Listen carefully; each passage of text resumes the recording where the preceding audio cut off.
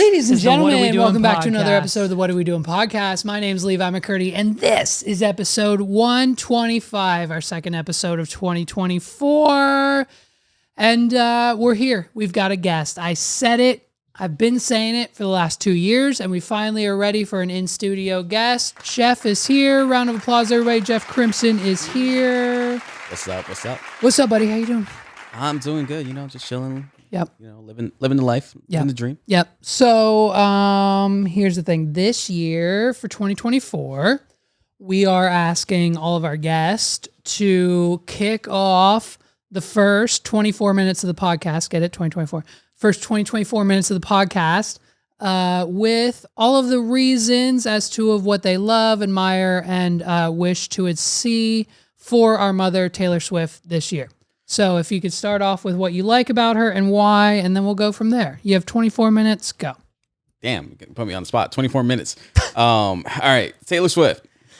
Honestly, great woman. Phenomenal. Honestly, I want to see her, I guess, stay with this boyfriend. Because I kind of want to see what kind of music she puts out if she actually gets married. Because if all her music is related to her breakups and all her previous exes, right? I wanted to see what kind of music she puts out when she's actually happily married. Yes. Because by far, the two favorite Taylor Swift songs that I like is Shake It Off and Blank Space. Okay. And the only reason why I like Blank Space is because of the cover that the band I Prevail did. Okay. And by far, fun, amazing songs. Are both of those songs about breakups?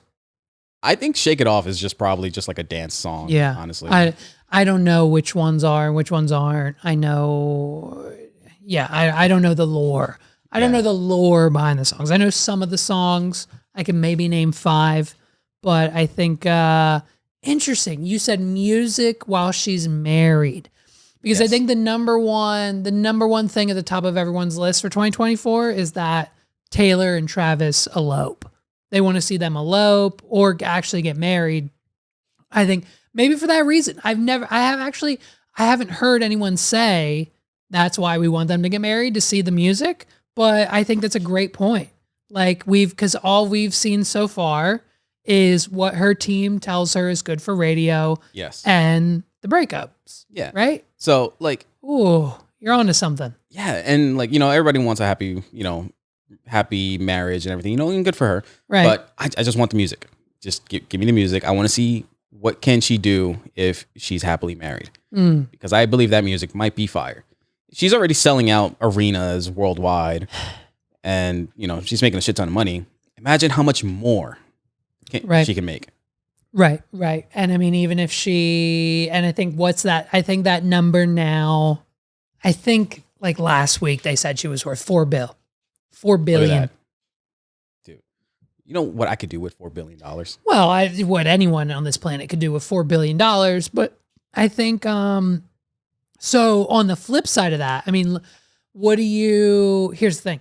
If it goes south in 2024, if, you know what I mean? Because they won last night, right? The Chiefs won last night.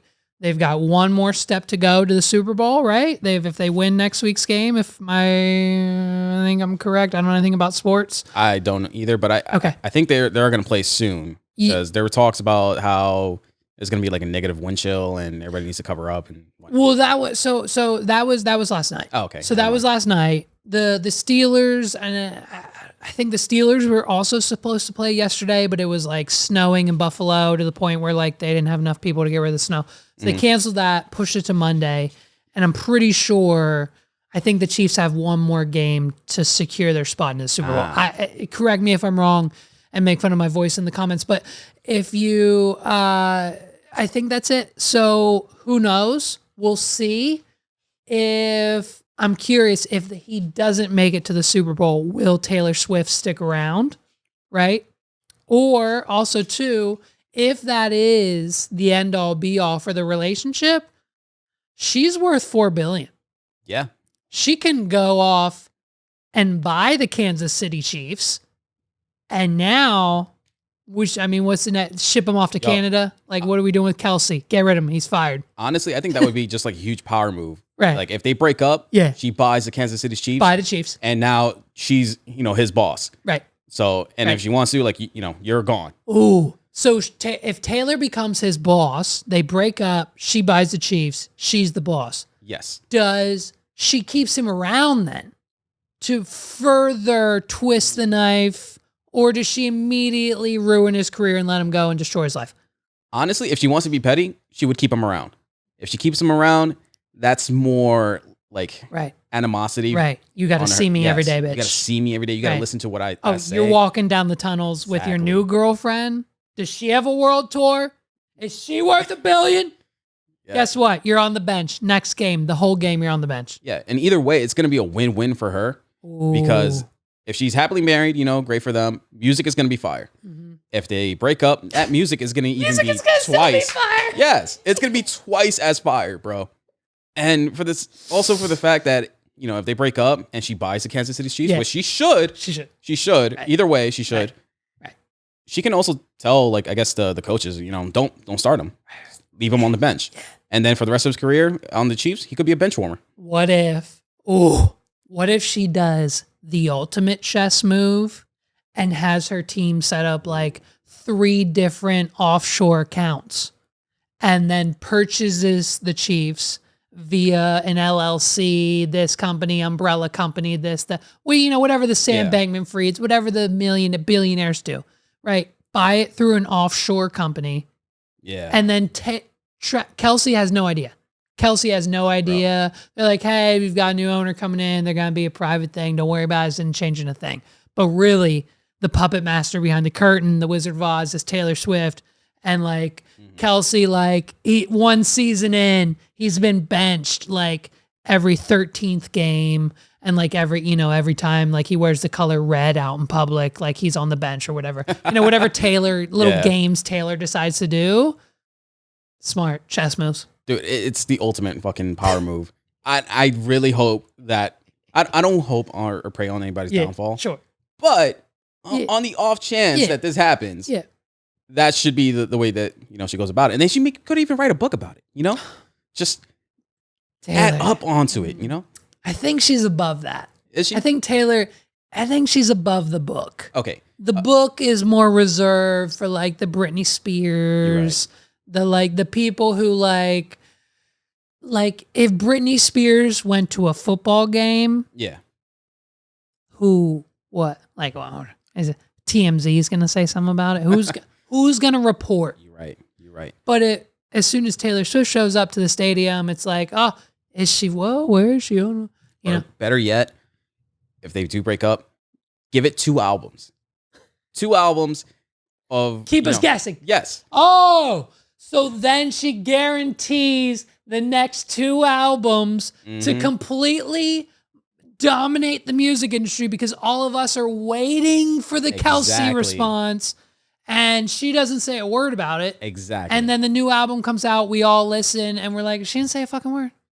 And then she comes out on Twitter and she's like, hey guys, it wasn't the right time for me. So maybe the next album, I'll talk about what happened between me and Travis. And then now, it blows up. Right. So then now, not only are we anticipating the next album, everyone goes back and re-listens to this album to figure out what the fuck she was talking about. Exactly. Because if she's not talking about that, what else are we singing about? Right. Is that the only artist we do that with? What other artists do we dissect the lyrics, the breakups, the behind it? Like no other artist is known for, right? Yeah. Is there? I mean, I think Taylor Swift might be the top person for that. I'm sure there's a song on Lizzo's album about, like one of her exes or like why men great till they got to be great, of course. Maybe like 1 or 2 songs, or even most artists probably just leave a line. But like we're not waiting. Yeah. No one's waiting for the new J-Lo album to come out about, Ben Affleck. Like, you know what I mean? We're not excited to hear about Ben Affleck's whatever. Dude, honestly, speaking of J-Lo, I need J-Lo to drop another song or like drop an album and just start dissing A-Rod like the entire time. Because I think that would be fun to hear. Does J-Lo diss A-Rod or does J-Lo diss Enrique Iglesias? Because have you seen him? Yes. Have you seen the TikToks? Yes. And what happened? What happened? Apparently, he could never sing live. He's just a terrible singer. We've had Enrique Iglesias since like 2009. Yes. And everyone's been like, baby, I like it. And like, we're all like dancing and vibing and like no one gives, how have we not through social media, email, online, whatever, how have we not seen through this facade? It's taken us till 2023, 2024 to see the fact that he can't sing. And like, hey man, to double down on that, how do you not have 60 people in your circle? How do you not have 12 people on your team telling you, hey, next we should probably get one of those auto-tune microphones next time. Hey, Enrique, let's just, when we're hitting the high notes, you know what I mean? Let's get one of those, like, let's get a reverb effect on it or something. Yeah. You know what like, who let him go out like that? That's my thing too. Like, there has to be somebody in your there has to be a rehearsal. Yeah, there has to be a management team. There has to be a manager. There has to be a best friend. There has to be a friend of the friend of the friend who's there just because. There has to be an Instagram guy. There has to be 19,000 people on that. Yeah. There's 3 celebrities. It's him, it's Pitbull, and Neo. Mr. 305. Like, yeah. You can't tell me like Mr. 305 did not hear that. Do not get me wrong. Literally every person on the planet who went to that concert said that like Pitbull was the best part. Oh yeah. And like they saved Enrique for last. And like, it was like, what the fuck? Shouldn't have done that. Yeah. And so interesting. Yeah. I don't get it. Yeah. No, I don't get it. Out of all the people on his crew, like there has to be somebody that should have pulled him aside and tell him like, yo, hey man, like let's maybe take a couple of vocal lessons, or let's just play a backtrack. A couple vocal lessons. A couple vocal lessons would have been something he did 10 years ago. Like what? 10 years? It's been 80. How long has Enrique? Hold on. How long? Get me to Google. Can I do this? Here we go. I'm trying to do this on the keyboard. How long has Enrique Iglesias been singing? Enrique Iglesias, Spanish, mid-90s. It's like Ricky Martin. Ricky Martin era. Yeah. Ricky Martin era. And so if you're telling me that Ricky Martin would come out in 2023 to do a concert like this? Oh yeah, he'd be devastated. I don't understand. Sad. Now, listen, I will say, right? Because of the negative TikTok virality, that scored Enrique a spot on the New Year's Eve NBC show, Ryan Seacrest, I don't even know, whatever. I think Enrique was on the New Year's Eve show. That microphone had auto-tune. That performance was at least a 5.5 to 6 out of 10. Like, so it's quite interesting to me. I feel bad for the people that actually paid that for the ticket. Yeah, for front row seats. What is it, like $1,200 more than that, maybe? Bro, it's concerts. It's not only it's half the artist and half the industry, and the other half is Ticketmaster. But like, it's insane to and especially I can't imagine. I know how much I paid to see Post Malone, pretty close to front row, but like in order to see Pitbull and like three heavy hitters, maybe not A hitters. Maybe Pitbull maybe is the top of the list, but like, it's like Enrique Iglesias. Has he done a song? Yeah. I don't know. So it's good. It's good. And I mean, so how long was that? That was only 14 minutes. So I need another 10 minutes on Taylor Swift. You haven't really done. I'm joking. It's no. Listen, but what is 2024? We're here. It's the new year. Are you a resolutions guy? Or no? Or dude, I was like back in maybe like 2016 or so. Okay. Like every time New Year's comes, like, I'm gonna do this, I'm gonna do this, I'm gonna do this. And then not even halfway, probably like 2 months in, I'm like, I don't want to do this anymore. So like I've gotten to the point where like, I just stopped doing New Year's resolution because the one thing that really set it off for me to stop doing New Year's resolution was, I believe in 2018 or 2019. Yeah. I told myself, I'm going to get a planner. I'm going to get a planner. I'm going to write down what I need to do, goals I need to hit. I'm going to get a whiteboard. I'm going to, visualize all my goals. And 2 weeks in, I stopped using the whiteboard. And it made me realize I am not that person. I'm not that person to like write down, like, use a planner. It's just going to be paperweight and it's going to be collecting dust. There's a few different, I think we've all gone through that. I think last year I ordered like 30, I watched one YouTube video of a guy. It just popped up on my feed, random YouTuber, wasn't subscribed. And it was like, why this little mini composition notebook changed my life. And it was just a 10-minute video on how he purchased this little $2 mini composition notebook. And like every day or every thought or every idea or whatever, he would write it down. And then like he would remember it and then he would do it. And then like it would, the next morning he would read what he wrote down the next day and figure out what changed or what's the same or whatever we're writing down this day. And it changed his life. And so then I went to Amazon and I bought a box of 30 of them. And like I've opened up one and I wrote the date, March 31st, 2023, wrote everything down that day. And then in July, I opened up another one and I wrote down July, everything I did that day. And it just, the pattern continued. And it was just like, I would forget about it. I would leave it somewhere. I might come back to it. I don't know.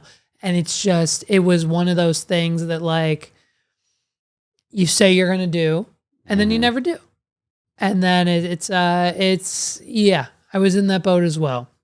I'm working on, I would say this year for me, I would say, and this will be a great segue into it, I'm honing in and using my ADHD to my advantage.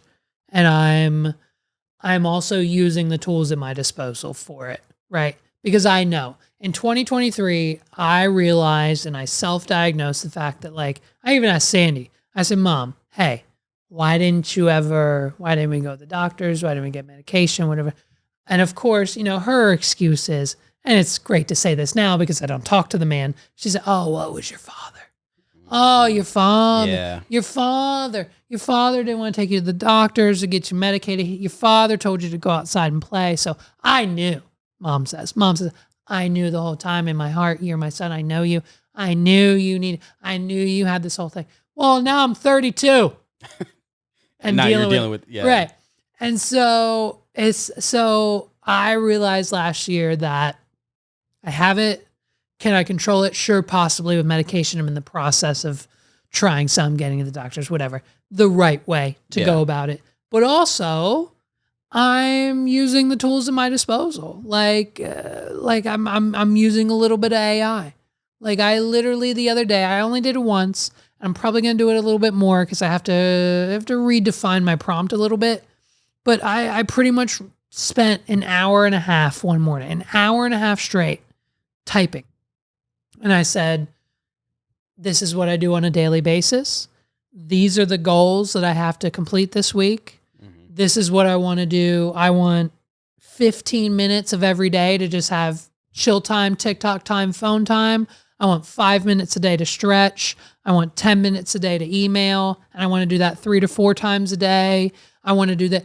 I literally wrote out everything and anything I could think of that had to do with my businesses, personal life. Here's my schedule at 4:30 on this day, and this day I get my kid. At 12:30 on this day, I get my kid. On this day, this week, I have a meeting. I wrote out everything. I said, AI, make me a schedule. And it did. And it worked. It worked for a week. I didn't do it again, unfortunately, because I forgot to put the prompt in next Monday, but it worked. And I think with a little redefining, and according to what I'm seeing in that realm, that world, is it's only going to get easier. Because now we have things like, have you seen the Rabbit R1? I have not. So, okay. So what's your experience, opinions, usage? Where are you at with AI? So for AI, I've been using it as, like you said, like a normal tool. I've used it to schedule or like plan D&D sessions because it's great for that. Gives you references and stuff.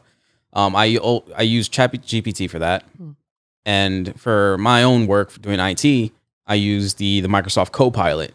So anytime I run into an issue with like some sort of network issue or some weird thing that I can't figure out, I'll just start typing in answers into the Copilot, and it'll, you know, give me links, it'll give me videos, different things, and try different suggestions and things of that nature. And AI is a really great tool. It definitely needs a lot more work. Yeah. You know, a little redefining here and there, but I can see the potential in the future for like how great this is going to be. Yeah, it's interesting because I feel like the AI conversation goes one of two ways. Is either what you just said, Yeah, or oh my god, it's going to take over the world and humanity's going to perish. So I think that that's great. I think you're using it perfectly, right? Because that's exactly what it's built to do. Yeah. It's everything that I think humans wished Google would do. Whereas every time we type in an exact question into Google, we don't get an answer. Yeah, you get searching through like multiple pages, different links and stuff like that. Yeah, I think, and I've talked about this with my sister and with a bunch of different people, but I think it's once you learn how to prompt it, that's the key. You cannot just, it's because I've had clients, I've had friends, I've had professional people.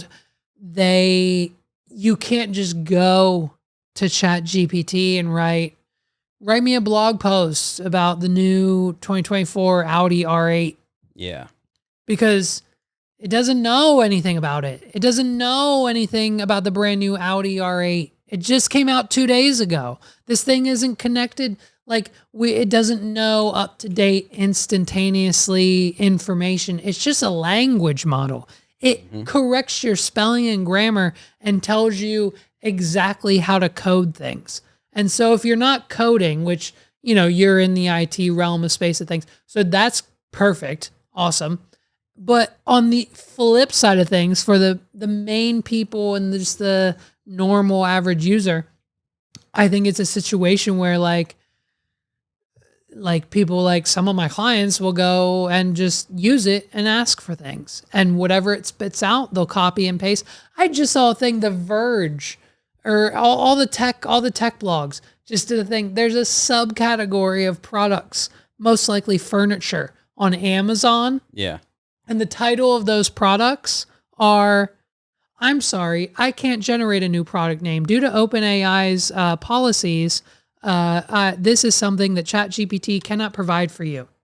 Because they used ChatGPT to create the prompt, and whether it was an automatic process or someone copy and pasted without actually reading, they just uploaded that product title, description, whatever, to Amazon. Yeah. And it's so fascinating to me once you actually learn how to use it. I was saying this before we started the podcast, but I have one client of mine pays me hundreds of dollars a month, and I know he does because he said it, and what he gives me, I can tell because I've been using it for 2 years. He uses ChatGPT, Claude, AI, whatever tool he wants to use that day, to generate the first draft of his articles, because I don't know what he does. He's in like cloud security, IT, like Gotcha. Azure, Microsoft, bullshit, like words, kernels, like server debt, cache debt, whatever the fuck, like a world beyond AWS, like the nitty gritty of it all. And so I don't understand a word of it, but he pays me hundreds of dollars every month to write him blog posts for his website because he generates the basics. Yeah. He does whatever he needs to do to make sure it's okay. And he tells, Claude or ChatGPT to write me a blog post under this topic. And then he sends those to me. And because I know how to use it and I know how to feed it and what to say and what to write and how to prompt my prompts. Yeah.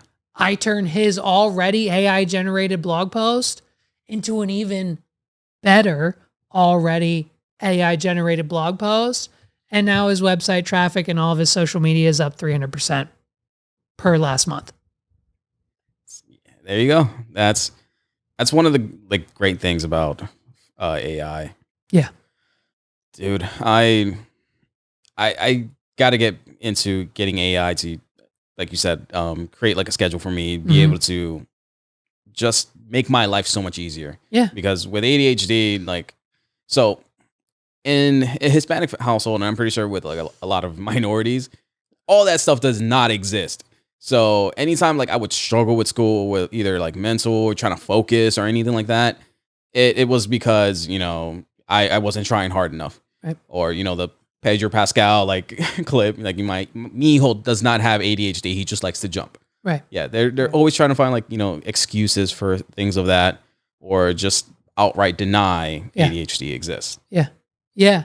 Well, I mean, it's almost some I've run into multiple, and especially with my son's diagnosis, there's a subset of people on this planet, and I'm not sure if I'm one of them yet or not. Honestly, I'm still kind of in the middle, whether autism exists. So it's just that I think that conversation comes up with every medical diagnosis and everything else going on. But because if you think about it, back in, you know, the 90s, 80s, 70s, 80s, 90s, even early 2000s, we had to rely on the doctors. Yeah. And whatever your doctor tells you, is it?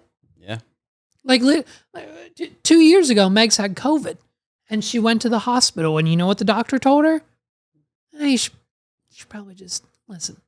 I'm going to discharge you. We're going to send you home in a few hours. Here's the situation. Eat some saltine crackers and drink some ginger ale. And that was the lead shift doctor, probably just got done operating on someone's heart 3 hours ago, telling the girl who has COVID-19 in the hospital that the solution to her problem, and that, trust me, just because this is the solution doesn't really change anything. So we're still going to charge you 15 grand. You're going to get a bill. Don't worry about it. The solution is saltine crackers and ginger ale. The same thing your mother's been telling you since you've had a cough. Exactly. Like, to assume that we relied on the doctors for that information would then assume that that's how that generation was. Now that our generation, who's, you know, if we went to the doctors, you and I as children, we had ADHD, you and I as children, but the doctor says, I don't know. Give him a few weeks, he'll probably just brush it off, tell him to go outside. Or, you know, whatever the situation may be, just tell him to eat some crackers and drink some ginger ale. He'll be okay in the morning. Cool. And now we're undiagnosed and that's it. And so I think it's generational. I think so too. And just like you said, having access to a lot of the information nowadays definitely helps keep a lot of people informed. And I think also just the fact that it's become a lot more, I guess, normalized and acceptable. Right. People can actually have these conversations and, you know, be able to look for answers when they have these questions and be able to get a proper diagnosis. And it wasn't until like I was in Florida where I was talking to multiple therapists where I was actually diagnosed at first with bipolar disorder. And I was given like medications, and I hated the way that I felt on those medications. Yeah. And it wasn't until I switched to a different therapist where he kind of understood where I was coming from. You know, he had a similar like background, and he's done extensive studies into ADHD. And he told me like, hey, bipolar and ADHD have a lot of common symptoms. There's just very like small like differences. It's like 1% off. Yeah. So the fact, like literally the doctor told you were bipolar, like rolled the dice that day, and we're like, what am I going to tell this kid? Do I tell him he's bipolar or tell him he's going to eat? And someone in the office said, bipolar. Yeah. And that was it. Like, you know what I mean? Like, it's what? Yeah. Hey, it's nuts, man. It's not. It's well. I mean, and that's just like it's just the mental health conversation and the generational. And I mean, people were always talking about. I know this. It isn't the best segue, but it's next on my list. I mean, like even Cat Williams talked about mental health, right? Yeah. You know what I mean? So it's just like, is that old news now? Is Cat Williams? I haven't had a cultural opinion in a while. I unfortunately didn't get a chance to talk to Carlos. So what from your side of the fence and your heritage, how do we feel about Cat Williams targeting the entire community of entertainers? Honestly, like I feel like there's a lot of things that he was saying was speaking the truth on. Yeah. One in regards is to Kanye West when he was saying, you know, you tell somebody that he has a mental illness and then you start praising him and now he has this sort of God complex. We watch what he's gonna do. Yep. And you know, now you're calling him crazy because of what you know, kind of pushed him towards. So there's a lot of things that he was saying that really spoke truth on, especially I can't say much for like in terms of like the entertainment background because I'm not in that sort of industry, but we all had our like, you know, sneaking suspicions. But you know, a lot of the stuff I guess can come off as a bit bitter and angry. Right. Well, I mean, it's the same thing that like I noticed. I mean, honestly, it's not the same. It might be the same. Okay, you tell me if it's the same thing. It's the same thing as Will Smith. It's like every time someone comes out about Will Smith, whether it's him smacking somebody, him and Jada's marriage, him being gay, him doing this, him and his kids, him that, every time someone comes out about Will Smith, whatever it is he's doing that day or did that day that they're talking about in the past, we all fucking hop on it like flies on shit, and it's viral, and every podcast is talking about it, and this random guy on some random bitch podcast that literally just got sued for millions of dollars because she said some shit about Kevin Hart she wasn't supposed to, says some shit about Will Smith, and it's like, oh, but guess what? None of that is probably even true, and like they're not suing, and nothing's coming from it, and Lil Buddy's not actually selling a book, and we were all kind of lied to, and it was a podcast bit, and it's like we haven't heard anything since, and so now, like, it's when we see these things happen with like because that was, correct me if I'm wrong, but this Brother Bile guy or whoever coming out about Will Smith being gay and in the room having sex and stuff. That was the last culturally related viral moment that we've seen from a black celebrity up until now. Yeah. Now we have Cat Williams and we have a whole new list of names to look at. And some of his claims are around the same topics and same type of stuff you don't want to be caught up in as a black man in Hollywood as the Will Smith story. So it's interesting that is that the only shock and awe that we have left? Like, oh, this guy who's been married for years, turns out he was gay. Is that it? Is that what's left? Because, I mean, Cat Williams talking about Ludacris being in the Illuminati and Dave Chappelle, Martin Lawrence wearing dresses in movies. Like, okay, it's a stretch. But like, bitch, I mean, it's $50 million. If you got to put on a dress for 90 minutes because it's the role and the scene you got to be in, that doesn't necessarily define you or your sexuality or your manhood or whatever the situation is. Yeah, I definitely agree with that. The only thing is, like, afterwards, like after that whole thing blew up, yes, there's been multiple videos of people digging and finding like receipts of what he was actually talking about. Yes. One in particular was I believe the interview that I forgot the guy's name, that he did the movie with Martin Lawrence for Big Mama's House. That how afterwards he was kind of struggling to get roles because all they wanted him was to put on a dress. And there's also a video that surfaced of I guess the Battle of the Comedians that Cat Williams did with Steve Harvey in Detroit. The Steve Harvey, dude, that was hilarious. I think if I had to put my money on it, I would say that everything that Cat Williams said about Steve Harvey was either like 99 to 100% true, because those are the receipts I saw. Yeah. Was him saying like, Steve stole the jokes because I saw the whole gas bit. Yeah. Cat Williams talking about you can't even get gas and you got to have a whole conversation. Like, do I want to eat today or do I want gas today? And then like Steve Harvey coming out with the same thing 3 years later. And then like, now I've seen confusion about this and I need you to clarify if you know, maybe you don't. And if it's fine, it's fine. Because when Cat was talking about Steve Harvey, he was talking about his hair. Oh, the hairline. And he was talking about his haircut. And Steve Harvey claims that he paid $6,000 a week for this haircut from the barber. And when Cat Williams was talking about it, he referred to it as a man unit. And so now I've seen multiple explanations. I've seen explanations that the man unit was the wig and that the barber didn't exist. And I've also seen that man unit's definition is the barber was the guy Steve was hooking up with on the side, and that's why he was paying him $6,000 for a haircut. Yeah. Where do you know? I can't say for sure either way. Sure, of course. There's a disclaimer. It's possible. Don't worry. Yeah, There's a disclaimer in the It's description. definitely We're not possible. going to, yeah. Yeah, it's definitely possible that he was paying $6,000 just to hook up with this dude. Because there was, what was it? There was an episode he did of the Steve Harvey show where he was talking about how he was paying his barbers so much amount of money so that he can, open up his own place. So it could have been that way, possibly, I don't know, maybe a little bit of blackmail, but who knows? Right.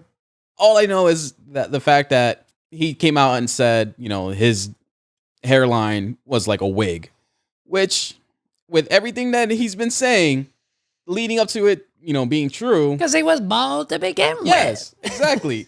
So it could be like what, like an 80% chance that he was paying $6,000 just to hook up with some dude. I mean, in my opinion, that's just a little bit overpriced, but like, to each their own. Jeff's like, listen, if I had to hook up with a man every week, like I wouldn't pay $6,000. Yeah, dude. If I had that amount of money, I'm not gonna be paying $6,000 a week just to hook up with somebody. Like, I'm gonna be frugal with my money. Like, I don't know about you.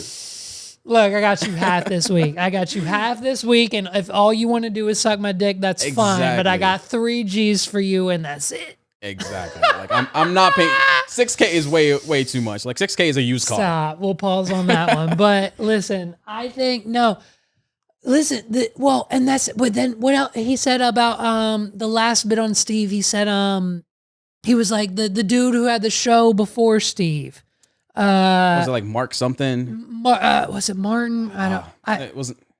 But Mark Curry or something like that. He had his own show. Yeah. He had the own sitcom. And then Steve Harvey went to set and was like, what are you doing here? What's your character? What's the vibe? Whatever. And then 6 months later, Steve Harvey has his own show as the principal with the suit and tie and the family and the. It's too convenient to not like be a coincidence. Like I guess that's the phrase I'm looking for. The other issue is, and I think I said this in the last episode, is when you come with the truth. Yeah. And this is what Cat's standing by. This is what everyone else is standing by. He's telling the truth. It kind of becomes, one of those things that is when you don't tell the truth, right? It's like, are you telling all the truth or is this all a bit? Because you can't come into the middle. Like, so the Kevin Hart stuff, right? This has been a Kevin Hart, Cat Williams battle for years. The Breakfast Club interview, Kevin Hart, Tiffany Haddish, like that was years ago. We've been talking about this for years. And I guess I saw a clip this morning that kind of said, and I guess in that process, I sort of adopted that opinion. Cat Williams' number one thing in that podcast interview was Kevin Hart's a plant. He's a Hollywood plant. And it was from the beginning. How do you think he got Soul Plane in this show that no one knows about? No one knows about Kevin Hart's show, by the way. That was news to me. That definitely was news to me. So thanks for that, because now we should all go back and watch it. Apparently it flopped. Same reason Soul Plane did. It's fine. But he claims that Kevin Hart is a plant. And like, what is an industry plant? Like unless the only way that you can define an industry plant is if they are a CIA government federal agent. Like, what else does that mean? Are you telling me that someone in Hollywood, because the definition of how Cat Williams would describe it is that some bigwig, multi-billionaire, I don't know, maybe let's call them a movie studio. Yeah. Came to Kevin Hart and said, listen, we're going to plant you in these movies. We're going to give you this money and you're going to be big. And see, that's called acting. Exactly. That's what every actor does. Dude. So what is an industry? How is an actor or a TV show celebrity defined as a plant? Dude, and that's my thing too, because even it comes down also to like music artists, where they're accusing a lot of these new artists as industry plants because they have some sort of connection. And if you have the connections, why not fucking use it? That's what you do. Yes. That's what you do. Like, bro, if I had the connections to be a fucking rapper or reggaeton artist, like, I'm going to fucking use it. Yeah. No, it's one of those things where I think it's easy. It's you know what it is? It just clicked. It's what we do on podcasts. It's the same thing. Cat Williams did on a podcast what he was supposed to do on a podcast. Yeah. It's when the news comes out that says Kevin Hart got the new role on this movie. Great. That's the headline. And as a podcaster, you're supposed to argue that fact. You're supposed to do the opposite. You're supposed to agree with the back end of it. Well, how do you think Kevin Hart got that movie? You think Weinstein was in the room? How do you think Kevin Hart got to where he was? And then you just start speculating and doing all this stuff. Oh, well, if he was on the East Coast in Philadelphia, how was he over here getting Los Angeles Hollywood deals? Yeah. At the so it's unfortunate because I think that interview is filled with 50% truth and 50% non. Yeah. And it doesn't and here's the other thing. They just dropped a new episode of a different podcast with Cat Williams like yesterday. Oh shit. It's doing like 10% of the numbers and the title of it is like Cat Williams clears everything up after breaking the internet. Yeah. And I watched it for maybe 5 minutes. And it wasn't as interesting. No one gives a shit. No one cares. Yeah.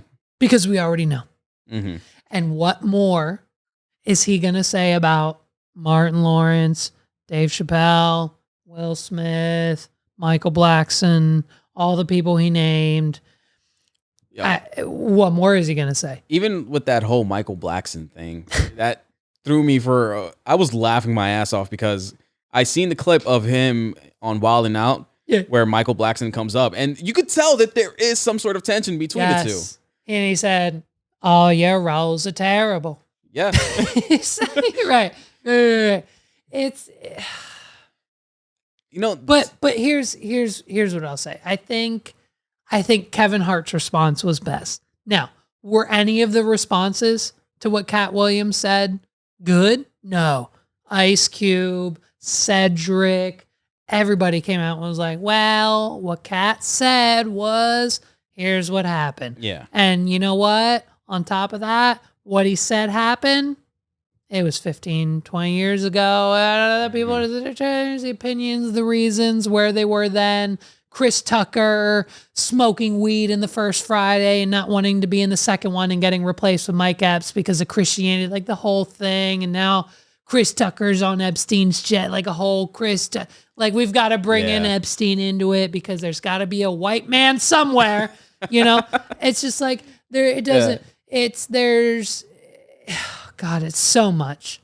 It's so much. And that's what I think is the move. And we've seen it. We've seen it from him. We've seen it from Kanye. We've seen it from every celeb. We throw everything at the wall. Just see what sticks. And we go get some lunch, and whatever's left up on the wall. Oh, anti-Semitism. Okay, all right. Let's go to Chat GPT and whip up something about the Jew. Like, it doesn't make sense to me. It really doesn't. It really doesn't. A little sidetrack here. Yeah. Speaking of Jewish people, did you see the clips of the tunnels underneath the I don't know. the building? Listen, no. Here's the other thing I don't understand. All I've been hearing about for the last 2 weeks is the Jew tunnels in New York. Okay. And the only thing I've heard, every news outlet, every podcaster, I've heard a different reason for why there were tunnels. Yeah. I heard that the synagogue split 2 ways, and the people who won were on the surface and the people who didn't were in the tunnels. I heard it was a place to keep their wives while they were on their periods. I heard it was a trafficking thing. I've heard so many reasons for these Jews to have tunnels under New York City. And the guy on Twitter, yes, the guy on Twitter, that's dude, all anyone can talk about. That is by far my favorite thing about this whole situation is the fact that this dude a couple months ago 3 months ago was talking that he was hearing Yiddish underneath his apartment building that did not have a basement. And nobody believed him. Listen, guys, hear me out. I'm on the ground floor. I'm paying $450 a month for this New York City apartment. You can only imagine how bad it is. Yeah. I don't have a basement. There's no basement. I swear to God. It sounds like a bunch of Jews down there, and I can't. And he can't tell anybody because he's fucking, people will be like, oh. Are you praising Hitler in your spare time? Yeah. What do you mean? And now all of a sudden, it's he's proven right. I think he's just he wants his rent paid for and shit. I think my favorite clip. I don't know. I think I've seen someone. I even saw a clip of a cement truck. I don't know if that was real. I seen the clip of the cement truck. I seen the clip of somebody coming out of a grate that was connected to one of the tunnels. I think that was real. I think that one might have been real. And the video that I seen had a voiceover, somebody calling him a Ninja Turtle. And I'm like, damn, the Ninja Turtle just converted. I mean, well, no, okay. Well, if we're talking about that, that's one of my biggest gripes. I've never been a Ninja Turtles fan. No? No. Wow. Justin is. Yeah. I'm sure you are based on that response.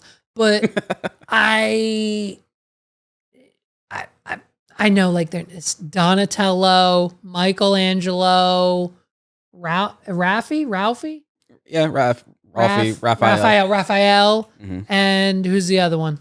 Donatello. Yeah, is that the one I missed? They're all based off Renaissance artists. So Donatello, Michelangelo, Leonardo, Raphael. The only thing I know about the Ninja Turtles is that every year a new, different, and worse version of animation comes out via a movie. Yeah, I haven't seen the latest movie. I don't know, but my biggest gripe for the Ninja Turtles always has been the fact that these dudes live in New York City, Brooklyn, by the way, but they sound like they come straight out of California. They don't have a straight up New York accent.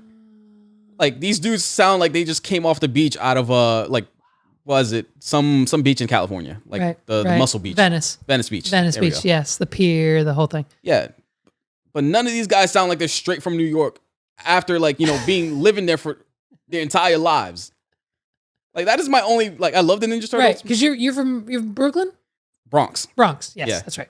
So I love the Ninja Turtles. I love everything they do, right? But that is my only biggest gripe. How you have what was it Mikey sounding like a straight skater surfer dude when he's living in Brooklyn. Okay, are we talking about the Megan Fox versions?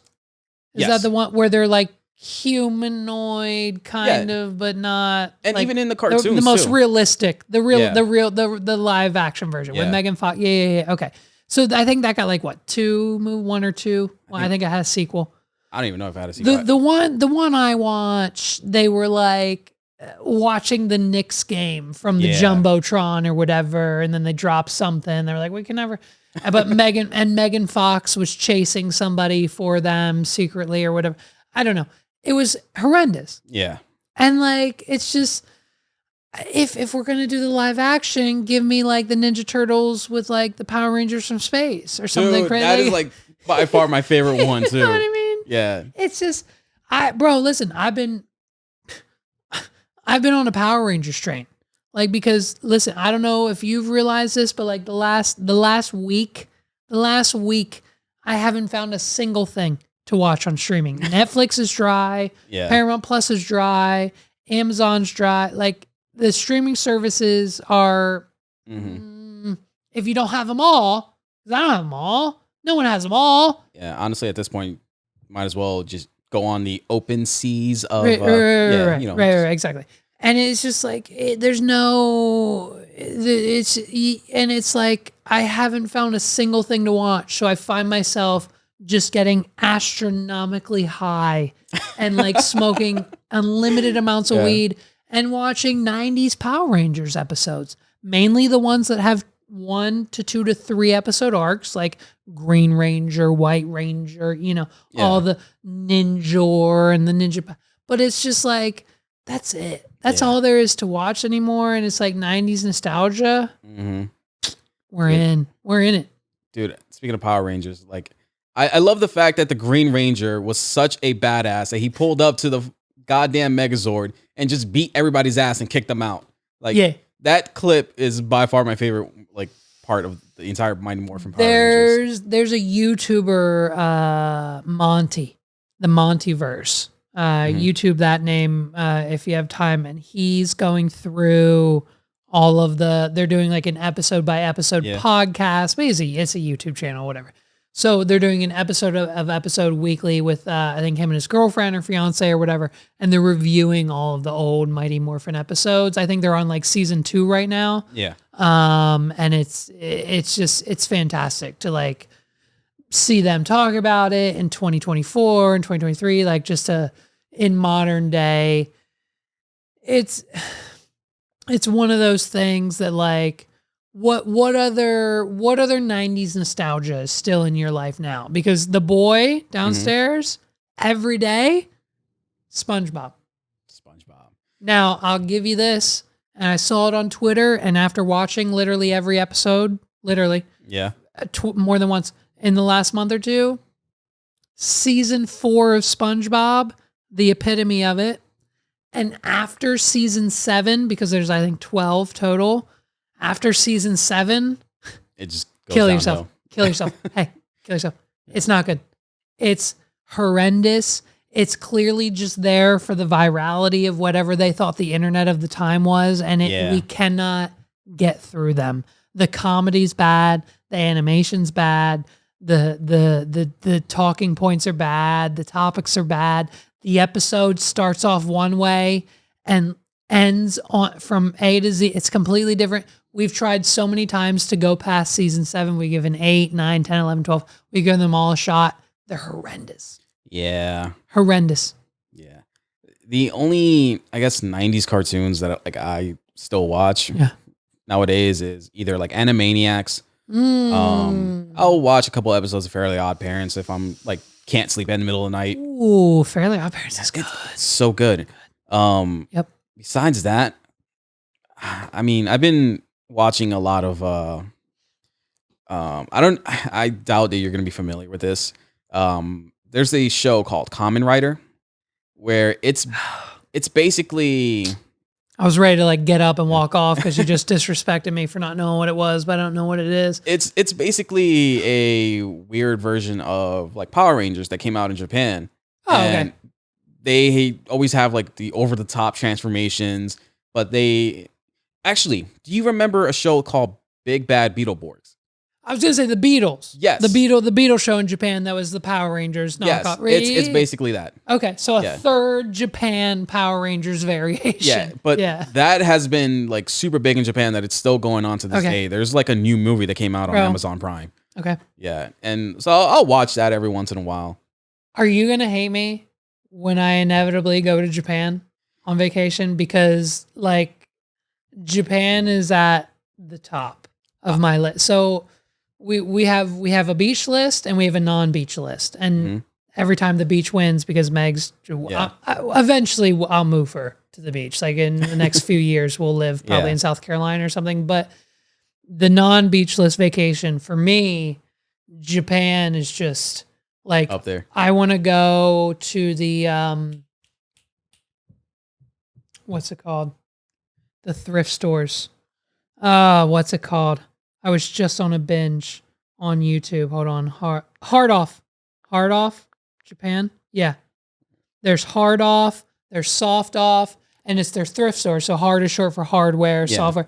And bro, you can go there, get a PlayStation 1, mint condition, Nintendo 64, Mario. It's all the Japanese versions, but who gives a shit? But a lot of that stuff you can't find it here in the US. For you can get a brand new Nintendo 64 over there, wrapped in plastic, pristine condition, $40. Yeah. PS1, $40. A copy of Pokemon Gold and Silver, the original Game Boy Advance, over there, $5. Here, $120 at GameStop. Yeah, that's insane. I'm literally, it is on my bucket list to go to Japan and spend $800. Literally only $800 and coming back with every fucking retro. I want a GameCube. I want every copy of Pokemon in Japanese version. It's one of my, it's a goal. Yeah, it's on my bucket list too. I just don't know when I'm gonna be able to go. The thing is, I want to go, but I want to take my cousin with me. Okay. Since he knows, I don't know if you listen to a lot of heavy metal at all. No, not at all. But okay, here's the thing. If we're doing a word game and you're give me the first word that pops into your head when I say this, and you say heavy metal, I say Metallica. Okay. Yeah. It works. Cringe, right? Cringe. Because I know for a fact that it's trust me, I'm obsessed and I know every single episode of Viva La Band with Bam Margera from start to finish. I used to love that show. And so when Ape goes, oh yeah, I like metal. And she's like, I love Metallica. And he goes, no, I'm talking metal trust me, I get it, but I won't. It's just noise to me, so I don't listen to it. Fair enough. My rock extent, I'll tell you what, I listen to one, and this is what I consider rock. I listen to one album. It's on repeat. I listen to it every day. It's how I focus. I listen to Godsmack, the original, their first album, which is self-titled Godsmack. So Godsmack by Godsmack. The first 5 songs of that album are all related, and they just flow so well, and they're so relatable. It's get up, get away from me, get back, I can't, you're giving me, it's just, and it just makes me feel like I'm me, I'm alone, and that first album just resonates. I'm sorry, but metal, go ahead. No, that's actually a really good album, by the way. Yeah. No, my cousin is actually, he met and is good friends with the new vocalist for the band called Crystal Lake. Okay. Which is really big in Japan. Okay. And he's currently living in Japan, touring. Right. And, living his dream. So Insane. I want to go to Japan because I want to take him so he can, meet up with his friend again because it's been a while. Uh-huh. And just go, exploring. I want to go to Shibuya. So, JJK fans, if you know what I'm talking about. Go to Shibuya. I want to go to Kyoto. I just want to explore and travel. It's yes, and I think it's one of those things that it's unfortunate that that's first, the explore and travel experience, because it's living there. Because I'm sure hopefully have you been down the YouTube rabbit hole of watching the vlogs and the Americans living there and dudes building an iPhone 15 from parts that he gets from little Japanese markets and shit. Yep. And it's just I know, listen, what's about to come out of my mouth is the most American, whitest tourist thing ever. Mm-hmm. But there's just nothing more that I want to experience than going to Japan and going to one of those restaurants where the sushi goes by on a conveyor belt. Oh, yeah, I know what you're talking about. And then I just get to take the sushi off, and that's what I get. And I don't know. And apparently 7-Eleven over there is a gourmet fucking restaurant. For real. Meg's number one goal, she said literally, babe, I want to go to Japan with you for 7-Eleven. She wants to go to 7-Eleven. That's totally fair. Little sponge cake, little whatever the fucking thing they have over there. I don't know. Dude, 7-Eleven over there, and any Asian country, by the way, is fucking phenomenal. Like I'm so jealous of their 7-Eleven because you go to 7-Eleven here, you just got Slurpees and maybe like whatever's on like the rollers that's been there for like 2 days. Can you believe? Listen, hey, what fucking audacity? What big ass balls do you think 7-Eleven has being on DoorDash? Why can I DoorDash? Why can I get on DoorDash right now and get a pizza delivered to my house from 7-Eleven in America? In any other country, I'd be like, oh, let's do it. Let's try it. It can't be worse than Little Caesar. Like, it's got to be good, right? But here, who in their right mind has ever DoorDashed 7-Eleven? Yeah, honestly, sometimes you just be wanting a Slurpee, and it's like... Stop. Close to like 2. It's like you close to 2 in say the morning. that like you've DoorDashed a Slurpee to your house at 2 a.m. Yes, because I didn't want to drive. I mean, to be fair, I didn't pay for it. Okay. All right. Well, we know how you paid for it. Yeah. No, but no, I think it's crazy how company cultures and even country cultures and businesses can just like differentiate from not even country to country, but like state to state, society to society. Because now here we are in 2024 in Pennsylvania, and the epitome of our state and what we do on a yearly basis, and the only thing anyone's going to be talking about is the mullet competition at the York Fair. I seen that. This is new, I'm assuming, because I've never heard of this. And if I'm telling you, if there was a mullet competition at the 2023 York Fair, it would be remotely close to, you know what I mean? Like we would know about it. Like, what are we talking about? Like, how do we go from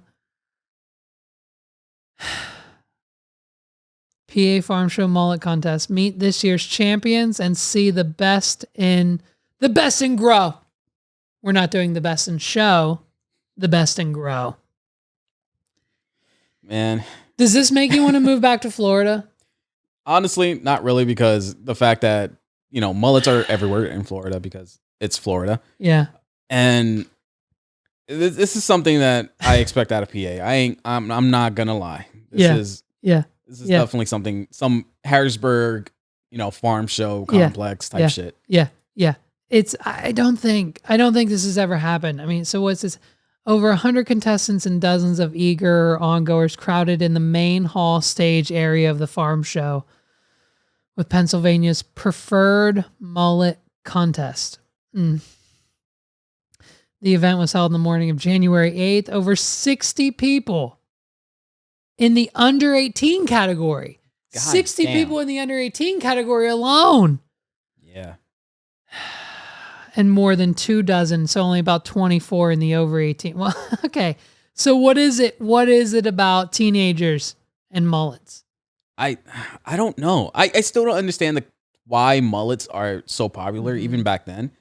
Have you ever seen like a black or Puerto Rican person with a mullet? Is it common in the Puerto Rican? Yes, it's very common in the Puerto Rican. Is it? Yes. Oh, I was expecting that answer to be completely no. No, dude. Like in the Puerto Rican scene. Yeah. The thing is, they call it rat tails. Okay. Yeah. Okay. Well, I know what a rat tail. You call it a rat tail. Yeah. So we're defining a rat tail as a mullet.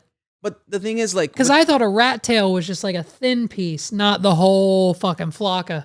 Yeah. No, you're right. Okay. Rat tails would normally be just a little, piece of the hair that's long in the back.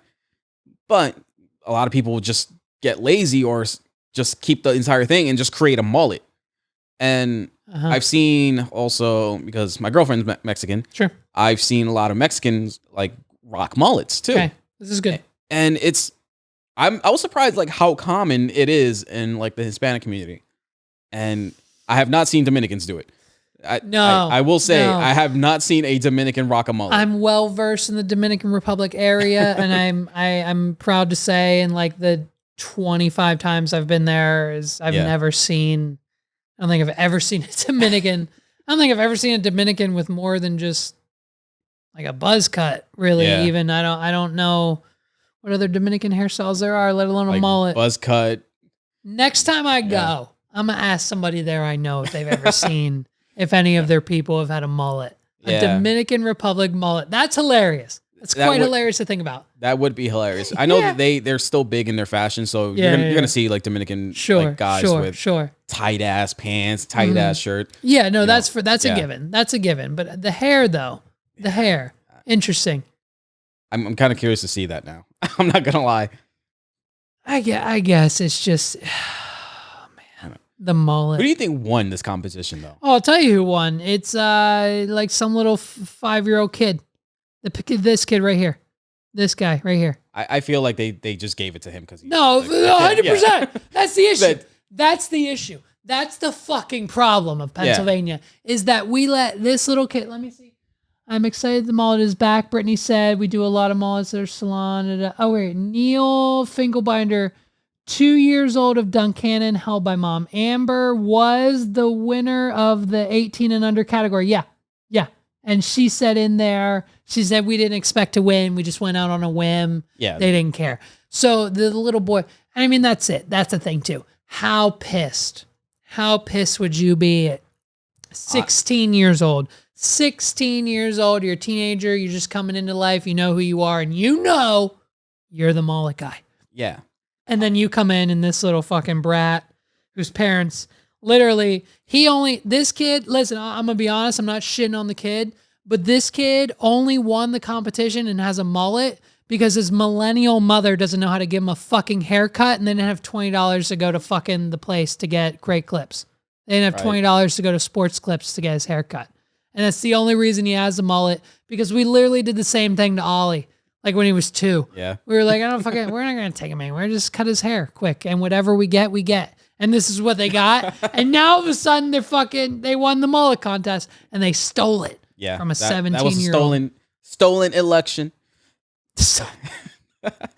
Honestly, if I was like one of the contestants there, I would be pissed and I would pull a Matt Rife and start beefing with this kid. Yo, that's it. Yes. That's the move. That's the move. You see this little child, this little fucking, you know, his mom. His mom just probably wants an extra 10,000 followers on Instagram. Yeah. That's why she signed him up for the goddamn competition. Yes. Yeah, I would start beefing with this kid, beefing with his whole family. That is my rival for the rest of my life. Let's Matt Rife the shit out of this kid. Exactly. And you know what else? Matt Rife never apologized. I don't think. I don't think so. I don't think he did. Yeah. He didn't give a shit.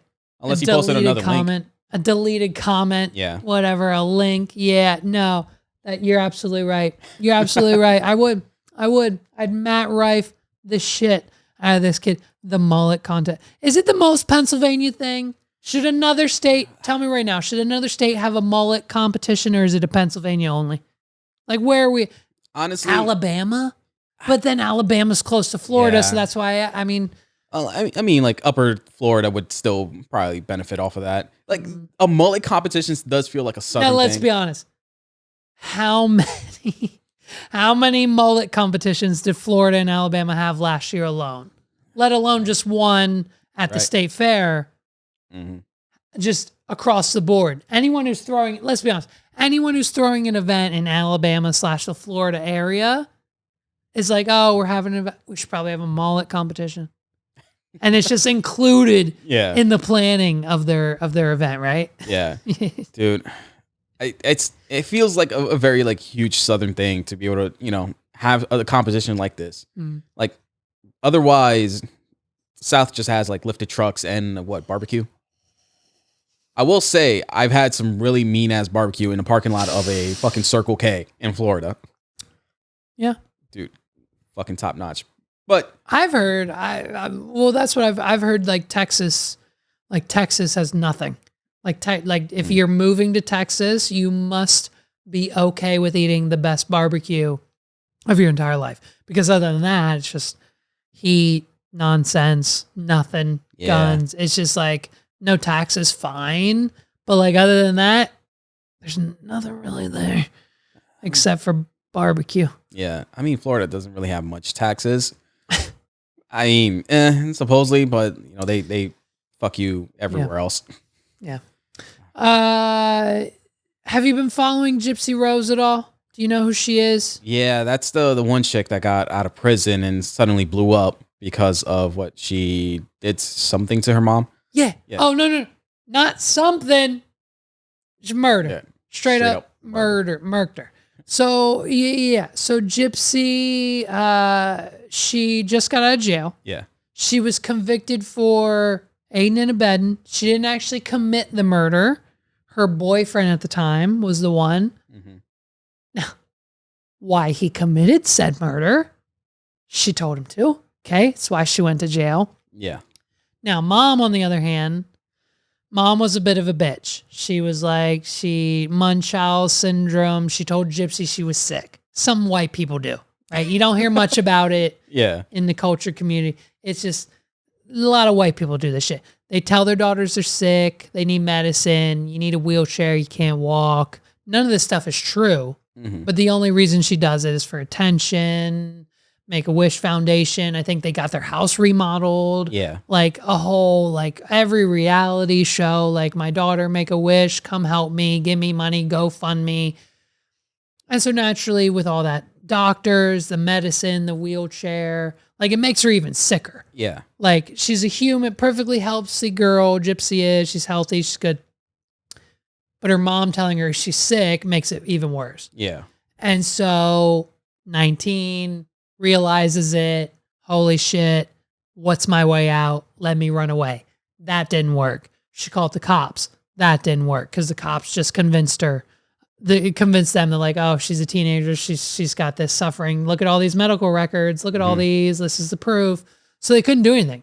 And like, honestly, her only way out, and after we think about it, you know, you might have different opinions, but I think the majority of white people assume that this was it and this was the only way out. And I know that for a fact because she wouldn't be famous.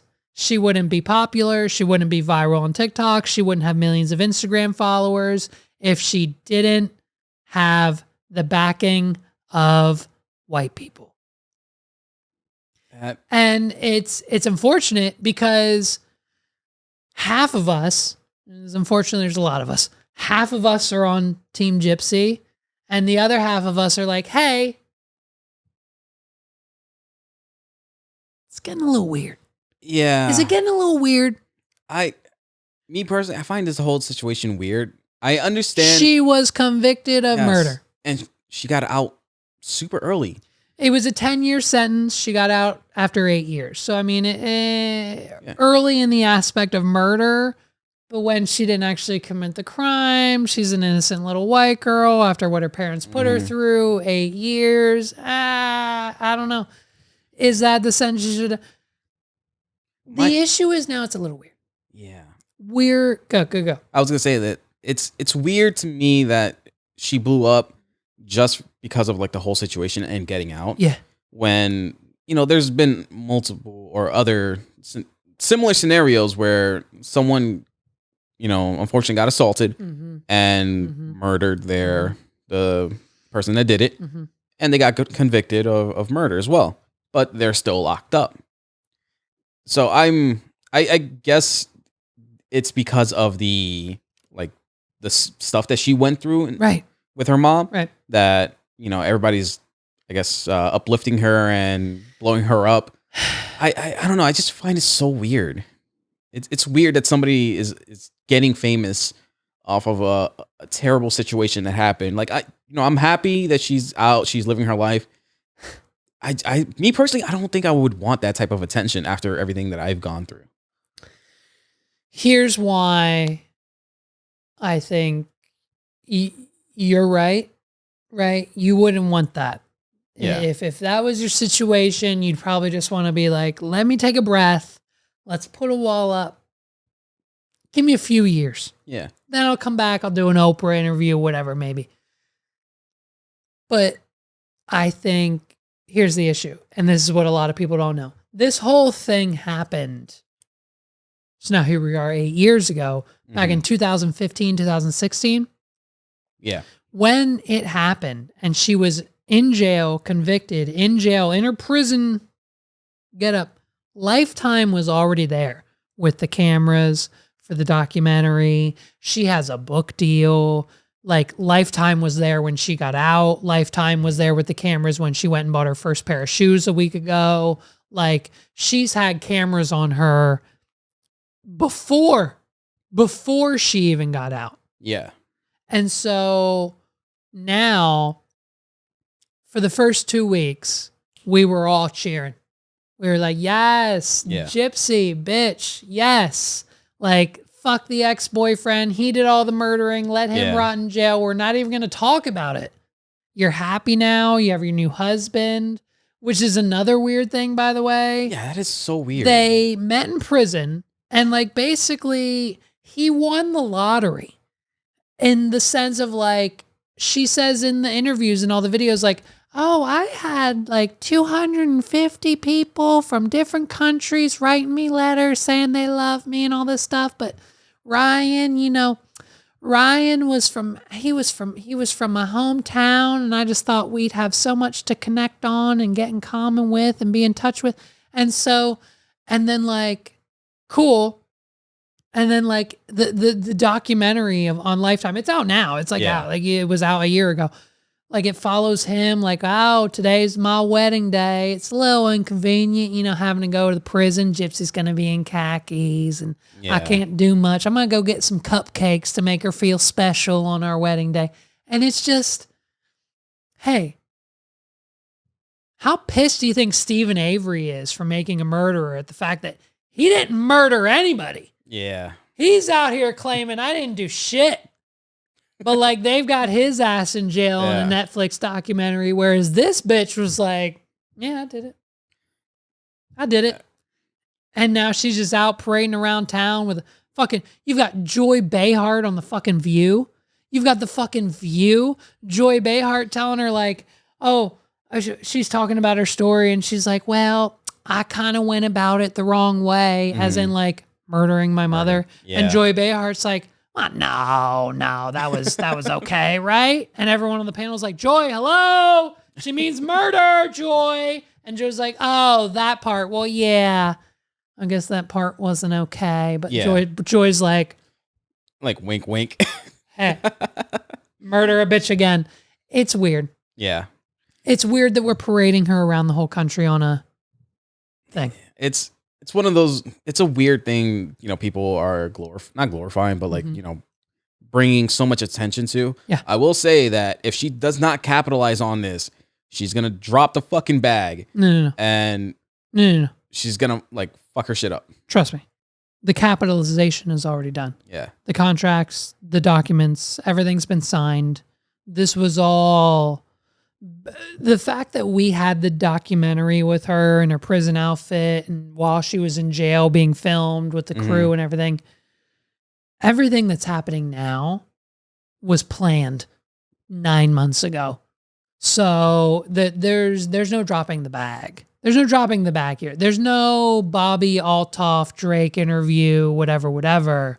Like it's a situation where she goes next, like the fact that she's like, I'm in New York City, I'm in Times Square, like it's like what is this right here? Like what this video is for Gypsy Rose only. If you're not Gypsy Rose, keep scrolling. Right here. Okay, Gypsy, I picked out the perfect house for you and Ryan.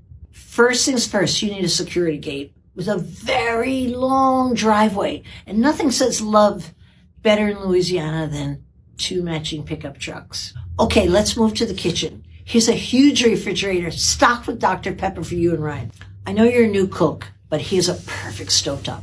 And you're going to need this home theater to show all your family and friends the documentary. Okay. And Ryan can watch wrestling on the big tube as well. Let's get to the important stuff. You know you need a king-size bed to keep it spicy. Might I suggest a mirror on the ceiling for checking in with your bro? Stop! Like, I'm not even going to finish it. Like, it's clear that Barbara's team, Barbara Carr, multi-billionaire Barbara, real estate mogul, Shark Tank. This woman has no business. She has nothing to do with Gypsy Rose. But it is blatantly clear that her team watched the documentary, watched the interviews, found out everything that she needed to know about Gypsy and Ryan, and made this entire TikTok. And it's like, bro, what do we do? Who are we? It's like, I get it. Like, for you to say that us talking about it is clickbait and a grab for views or whatever, yeah, you goddamn right it is. But for Barbara Cohen, the real estate mogul, multi-millionaire, Shark Tank investor, businesswoman, entrepreneur, female Barbara, New York City. What's she doing talking about Gypsy and Ryan? Like, it's weird now. Yeah, it's so weird. It's a train that everyone's taught that, like, it's just, it's crazy. So, all right, we watched that video. Let's get into I found some viral clips for us to react to. Okay. This one, are you familiar with the 1,000-Pound Sisters? I am not. Because Megs won't talk to me about them because it freaks her out. So the 1,000-Pound Sisters are it's Tammy. It's Tammy and her sister, TLC, 1,000-Pound Sisters. It's Tammy and, fuck. Tammy, what's her name? What's her name? I can't remember her name. I don't even know their names. Tammy and, well, fuck it. Her name's not important, dude. Google's not even showing me her name. So anyways, the 1,000-Pound Sisters, they're on, it's a TLC show. You know, TLC, we're not learning anymore on the Learning Channel. And so we're just doing reality TV. They weighed so much weight. They're like 600 pounds each. And so for season 1, 5 years ago, they've been on forever because they went viral over COVID. So now we've got like 18 seasons on TLC. They each weighed 600 pounds. Now they each weigh like 200 pounds, but most of it's just skin. Yeah. And so now that we've gotten the surgeries, the Ozempics, the 1,000 pounds off, we're now channeling our inner Kardashian, these two. As you can see, you can see here, this is one of them. Just off of that, quick, like, sure, I guess thumbnail or let me get your opinion before we even start the video. Why does she look like the Hunchback of Notre Dame? Ooh, that's good. That's a good reference. That's a good. I wouldn't have made it. I'm not a fan of that movie, but I see it. She looks like the Hunchback. I'm pretty sure it's the Hunchback of Notre Dame. There we go. Images. I think he also has red hair, right? Yeah. Damn. It's good. It's good. That was great. Where even is it? Did I lose it? I think oh, there it is. There it is. Hunchback of Notre Dame. The red hair. The red hair. The map. Oh. Oh, man. I'm going to hell. So, okay, this is a clip. This is the point in their journey where they've lost the majority of their weight. They're still kind of big. You know, we're not going to get into the whole weight loss thing. It's fine. It is what it is. Condition, their choice, whatever. They drink 18 liters of Coke a day and wonder why they're fat. It's fine. We're not going to talk about it. But this is a new, just listen. When was the last time that you had a period? Oh, I'm sorry. Fuck. I am so sorry. I forgot to preface a little PSA warning. The reason we're at the doctor's is because Tammy hasn't had her period and she's late. Her period's late. You know what I mean? It can only mean a few things, but basically her period's late and she's trying to find out why. I apologize. I didn't pre-reference that. When was the last time that you had a period? You don't remember. Okay. There could be a slight chance I might be pregnant now. Really? And why do you say that? I've been craving weird things that I'm not. Pregnancy cravings, you know what I mean? Yeah. And now you crave it. Like water. Well, some of it I'm could craving be- water.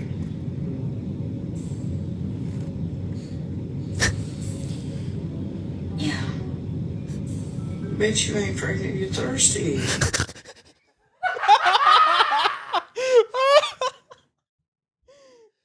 Bitch, you ain't pregnant, you're thirsty. Oh. In the history of white women, how many white women have ever craved water while they were... Damn. Oh, I give all credits to that doctor because that doctor looked like she wanted to say something. Right now, no. The doctor's like, what? Wait, no period. Yeah. Cravings. Holy shit! I'm onto it. And she's like, well, what? Like what? Like pickles and ice cream? Yeah. Like peanut butter and sardines? Like what kind of like what's different from your previous and the diet currently? Water. It's been a lot of water. So her sister, who's in the same sister, she's like, bitch, you're not fucking. The response from the sister was great. Bitch, you're not thirsty, bitch. The doctor looked like she was just got hit with like a reboot. She's trying to process everything. She has no idea. No, because that's the thing. So this is the thing with this reality show. This isn't the first doctor these girls have been to. They go through multiple doctors because every time they go to the doctor, it's something new. Yeah. Like these doctors, they're like, doc, I'm 600 pounds. I've got a condition. I really want to lose weight. My goal is like 250, 200, whatever. I need to lose like 400 pounds, whatever. Yeah. Like I think I'm a candidate for surgery. And then the doctor's like, well, okay. All right. Let me just see. We got your weight here and your height and everything else going. Okay. Let me see. You just asking preliminary question. What's your diet like? Let me just get something. Is it like once a day, twice? What are we doing? Okay. And she's like, well, for breakfast, we'll make a whole pack of eggs, bacon, a chocolate cake, and 6 liters of soda. And then for lunch, we're out and about. We got to run errands. We're busy. So we're going to hit McDonald's. We'll get number 2, 3, and 4 just to go. Yeah. And then it's like, and the doctor's like, okay, why don't we try cutting back on some of the sodium? And it's like, you know what I mean? It's just like, and then every time they think they're a candidate for the surgery, they go and they're like, well, did you stop eating Big Macs? And she's like, I had one last week. And the doctor's like, well, we can't give you the fucking surgery, bitch. Yeah. Like, what do you mean? It's just like, it's so, but now obviously like they've just become, they're just TikTok stars now. It's like everything's, the shock factor's gone. And it's like, bitch, you're craving water. No. So here's some new ones. This is a group. This is 4 videos we're going to watch. Now, this is a new category on TikTok. Okay. The account doesn't have a lot of followers. This is something one of my comedian friends put me onto. Mm-hmm. And the category, I'm curious if you've ever heard of it. It's called Bums versus Drones. Okay? I have not heard of this. Now, I'm curious now. You're probably along sides of Justin in the generation of like bum fights, right? Yeah. You go up to bums, you pay them $20 each, and they fight each other. Okay. Yeah. They're smarter than that now. They're evolving. They're evolving, right? They've got females in their lives to be like, hey, you shouldn't be fighting for money, kind of thing. Yeah. So now what we're doing is we're taking our drones into the homeless person's camp, and we're just seeing what some people like are on drugs and they're interacting with it. Yeah. A lot of motherfuckers are throwing rocks. And so it's just a new kind of TikTok algorithm that I've been on. And so like this one here, we don't need the audio really, but this guy, he's got 3 rocks. Oh, he's picking up more. Literally everything that this man owns. He's trying to find out what stuff he can sacrifice here. He needs this. He needs that. Oh, there's a stick. Oh! Almost got it. Fell. Oh! Almost took down his whole... That camp took him 3 weeks to build. And now he's so close. So close. Honestly, so close. So this is what... I don't know who has the drone. I don't know who's behind the drone. Clearly, probably somebody in California because it's most homeless are there. But it's just like, these are the people. And so here's this one. This one is, this one we've interrupting what looks like a wedding reception. I was just about to say that. Why did it look like they're having some makeshift It's a wedding reception. Yeah. We've got the drone in. This isn't an actual... The officiant's getting pissed. He sees it right there. If you look at him. Look, he sees it. He noticed what's going on. He sees it. He's like, what the fuck? We're in the middle of the wedding reception. Shout out to those people trying to find love in a crazy situation. Now, like, was that one a random drone, or was that one That one was the videographer they probably hired. They probably hired a videographer, and this was just their wedding film. And what's this? Is this oh, this is the second. This is the second one. This is a part 2. Okay. This is the same thing. Is this literally the same video I just clicked on? I think it might be. Yeah. No, this is a different shot. No. The officiant's not. It's a different angle. These homeless people had enough budget in their wedding planning to have 2 videographers. They had 2 different drone angles. If the homeless can afford to have a videographer at their wedding, so can you. Contact Sparks Entertainment today. There you go. Listen, here's one more. What's this one? Oh, this is another. Okay. What is it about homeless people dancing together? Is it just something that when you're homeless on like horse tranquilizer or cocaine or whatever heroin you can get your hands on? Bath salts. Florida. Yeah. Whatever drugs Florida people, these people were all from Florida. Do you know this person? You probably know one of these people. I've probably seen him around. You've probably seen him around. You walked into the gas station. What do you guys have down there? Wawa or Sheetz? Or what's your gas stations in Florida? Wawa, Circle K, 7-Eleven. Circle K, Wawa. Yeah. This is definitely Florida. Somebody that hangs out at a Circle K at like 3 in the morning. You've seen these people. Let's see what song they're dancing to. Hold on. That's true love right there. Last night we let the tranquilizer talk. We didn't know what we were doing, but we did it all. In the parking lot of 7-Eleven we danced, and we got it on behind the dumpster at the... It's just... Bums and Drones. That's the name of the account. Bums and the letter N Drones. Bums and Drones. Check it out. It's probably one of my new... It's my new obsession. Dude, I don't want to hear any other person complain about paying a videographer for their wedding when if bums can afford a whole ass drone for their makeshift wedding at like behind some CVS or something. Do you know how many times I try to get people to get a wedding video done? Oh, I can imagine, dude. You need to spend this money on this is your wedding. Yeah. You need a video. And they're like, no, unfortunately, the budget, we can't afford it. My mom's paying for the whole thing. She can't afford it. We've heard all these video. I've got a friend with an iPhone. I've got a GoPro. I can't afford whatever the excuse for not having a wedding video it is. The homeless people of Florida can afford a wedding video who has a drone license, by the way. Exactly. Someone who can operate a drone. You can't find that in every other wedding videographer in Pennsylvania, let alone a fucking Florida. There you go. That's all I'm talking about. We got a new freestyle. Here's the last one. New freestyle. Okay. Coming straight out of... Island Boys? The Island Boys are back. I'm an island boy. Hold up. I think I made it. I'm an island boy. To the top where I'm going, yeah. I'm an island boy. What you say? Stargaze what I'm doing, yeah.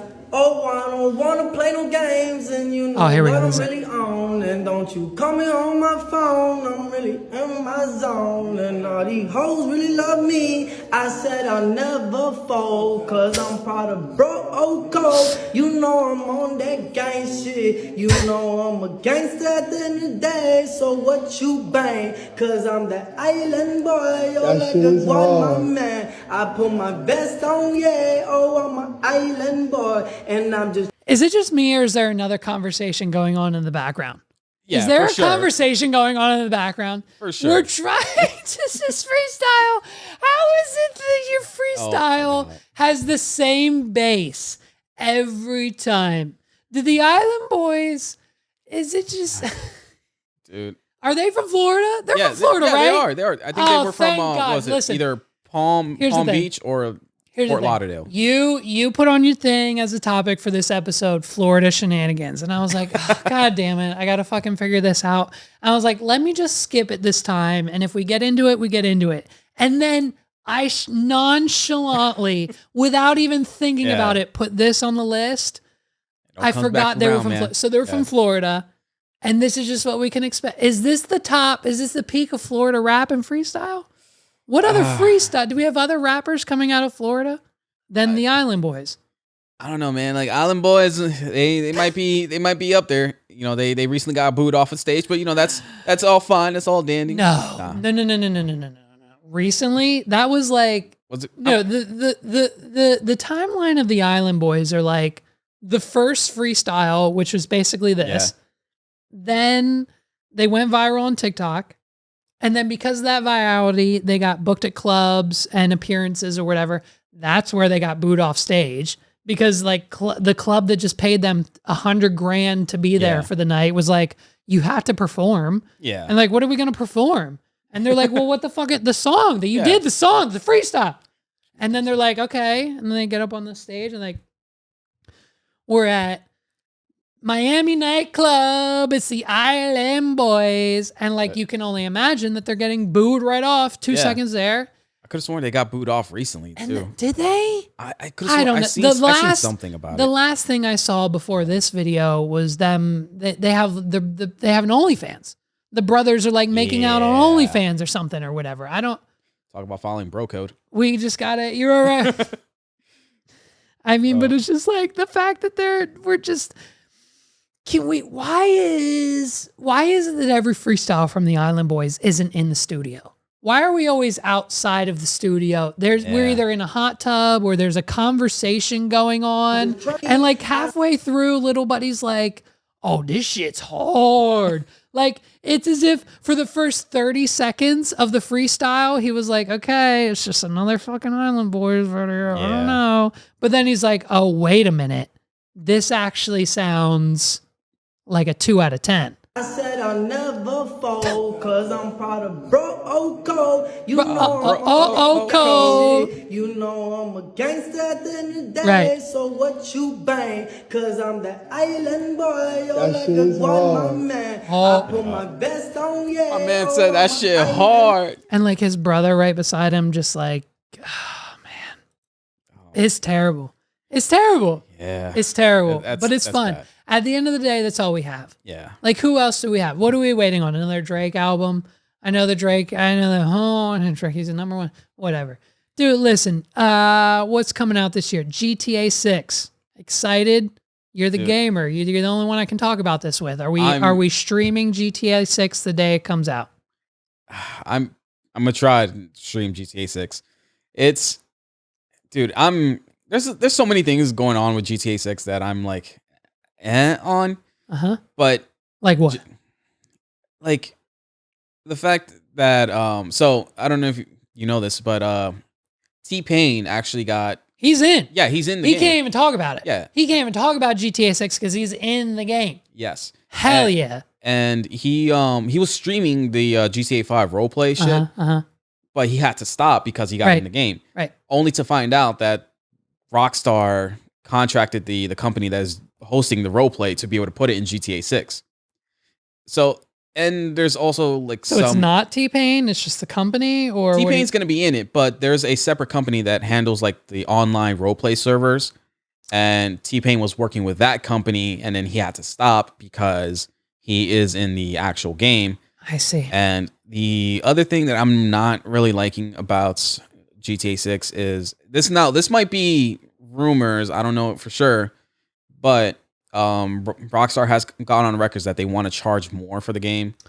And well, I heard they wanted to charge for like online. Yes, like because by like the minute or something crazy. Yeah. But like obviously that I'm sure that won't happen. But I don't think so either. But now they're requiring their subscription service. Okay. Which is like probably gonna be like $20 a month. Which is sub from Xbox Live, PlayStation Correct. Online, right? And then on top of that, they want you to pay for the full price of the game, which is now $70. Games are not $60 anymore. No. Well, $70. I'm surprised it's not $100. Yeah, that's what they want to charge. But was GTA 5, bro? I loaded it up on a PS3. Yeah. And we're on a PS5. So like for them to like, oh, here's this game that came out 10 years ago for the same price as it was then, can only imagine how much money they've lost. Now I know how much money they've made, but like, sure, if you can make an instant $30 million off the original nut because you're charging 70 instead of 60. Yeah. And then set that precedent standard for the rest of the gaming industry. Yeah, it fucks us. But why should we give a shit when Rockstar's making $1 billion a year on GTA 5 when it came out 10 years ago, let alone GTA 6? Yeah. The way that I see it, either way, Rockstar is going to get their money one way or another. Yeah. Whether it be through the GTA Online or the actual main game. I know this game is going to be big because it's supposed to be bigger than GTA 5 in terms of the map. But it's just the shady business practices that I'm not like falling behind. Because there's a lot of companies that are doing shady business practices when it comes to game development. EA being a notorious one, and also Ubisoft. Like as in, as in what? Like microtransactions Microtransactions or and online use. So, but I thought Fortnite broke all that. I thought Fortnite created the free model with, if you want this skin, you don't need it. You don't need to pay to be number one to win a match. But if you do, you do. And that's obviously people do. Yeah. I thought that was where we're at. Fortnite did do a lot of great things, especially with a lot of the collaborations. Yeah. Like, I'm surprised Fortnite has lasted as long as it has. Mm-hmm.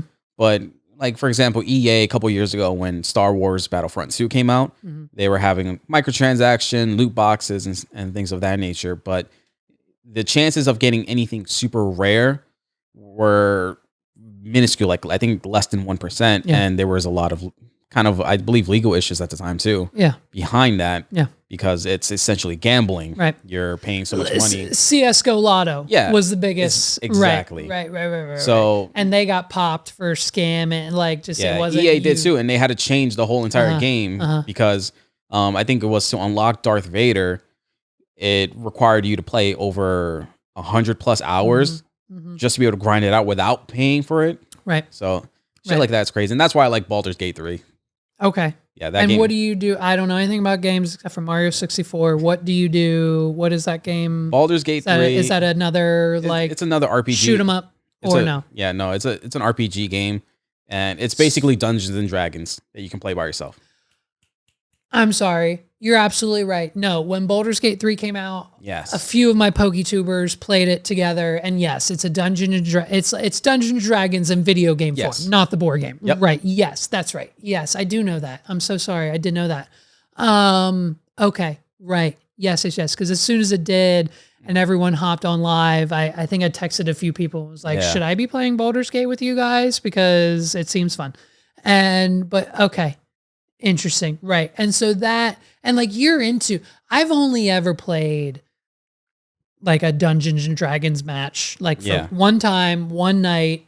It was with a work thing. The one girl was into it and she was like, let's play it. Maybe we'll play it once a month or something because it'll last for like 18 years, this one game or whatever. Yeah. And you can just,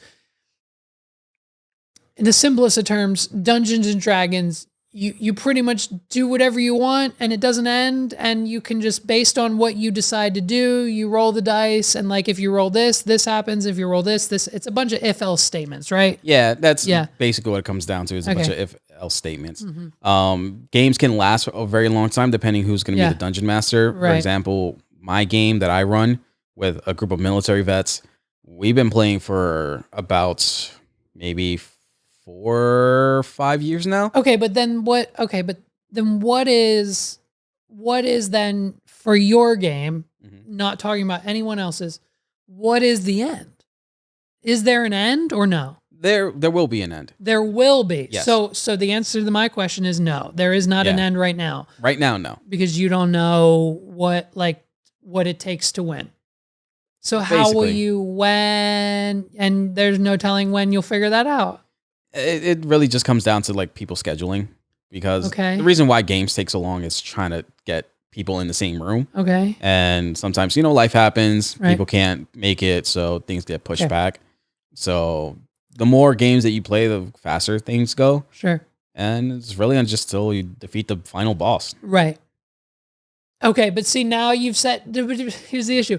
You've just now given me two options. Either, because you said before, you don't know when it'll end. Yeah. And now you've just said it'll end when you beat the final boss. Yeah. The final boss is like the end goal of like the game. In every match Yeah. of Dungeons and Dragons, whether it be going for 3 days, 3 years, or 6 months, or however long yours has been going, the end goal is to beat the boss. Yeah.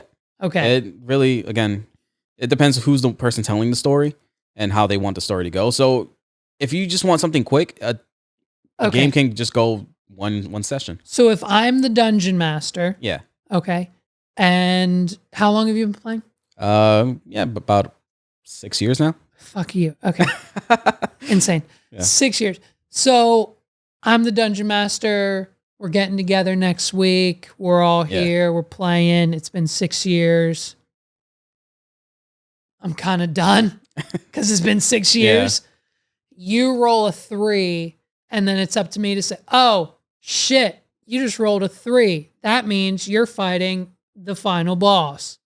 And like, that would be it. Yeah, for it your can game. happen. Yeah, it could definitely happen. Okay. So whoever the dungeon master is of each game, does that change from time to time? Is it you one week, them the next week? Or is it just from the beginning, you are it, and then that's it? From the beginning, you are the dungeon master until that story is finished. Okay. And then if somebody else wants to pick up, then they can be the dungeon master. But the first dungeon master story doesn't end with beating the final boss? Doesn't have to, unless they want to. Oh my fucking God. So that's why, that's the beauty of Dungeons and Dragons. So like the story can continue if the dungeon master wants to just keep adding bullshit onto the end. So basically, what you're saying is Dungeons and Dragons is the same thing as Doctor Strange in the multiverse. Exactly. You never fucking know.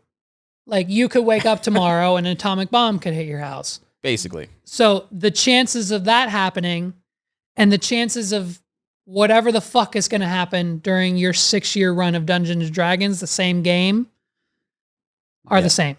Exactly. Is what you're saying. Yeah. That's, I think, the new definition of insanity. I mean, yeah.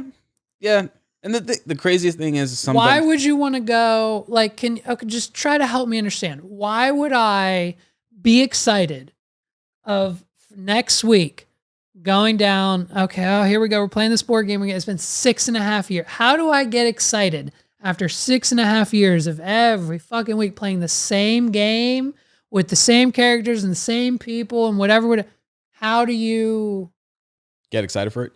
Yeah. Not knowing if it's going to be the end or what? I'm just trying to understand. It's more just about the people that you play with. Right. So Okay. So if you enjoy being around these people, group of people for the same amount of time every, like, let's say week or so, Right. then it makes it exciting because, you know, you're bullshitting around, you're having fun. Got it. Sometimes during the game, somebody might be doing some dumb shit. Right. So it's just all about hanging with you know, the right group of people. I got it. Yeah. I get it. And that's what playing Dungeons and Dragons is all about. Yeah. Realizing that it's beyond the game. Yes. It's not about the game. It's about the location, the people, the situation, having fun, the time that you're not spending doing this or that.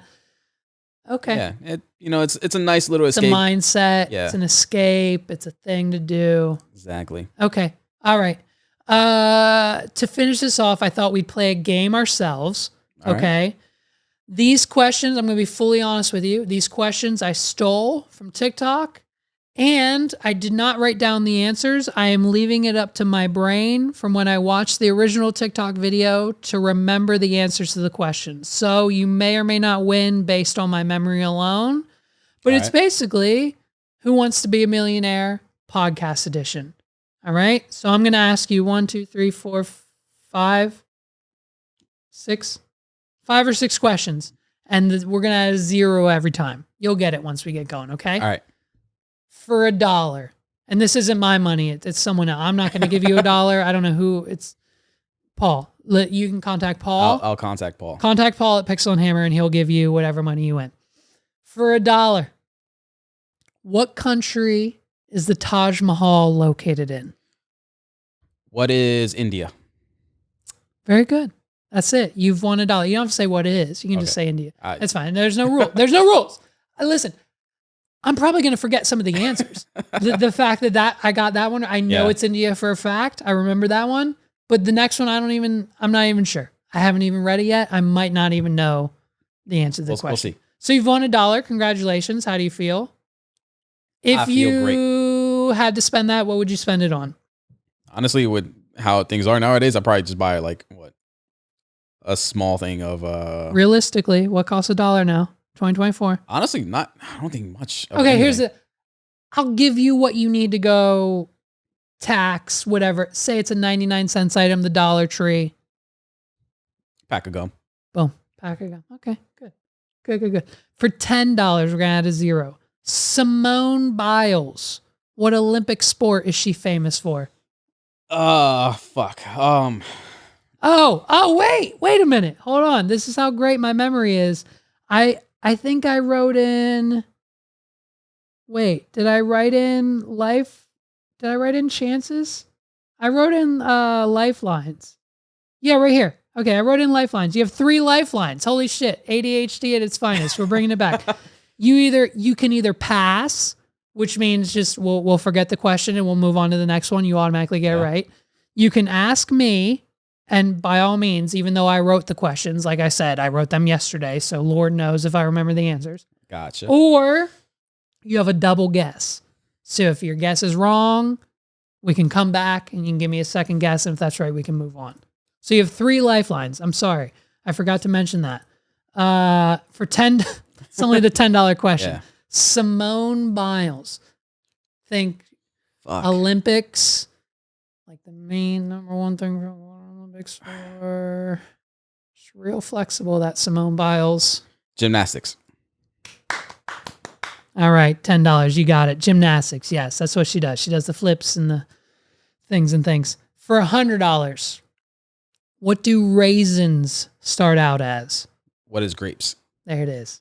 $100. Look at you cruising. You don't even need a lifeline. I shouldn't even given you the fucking lifeline. I gave you too much of a hint.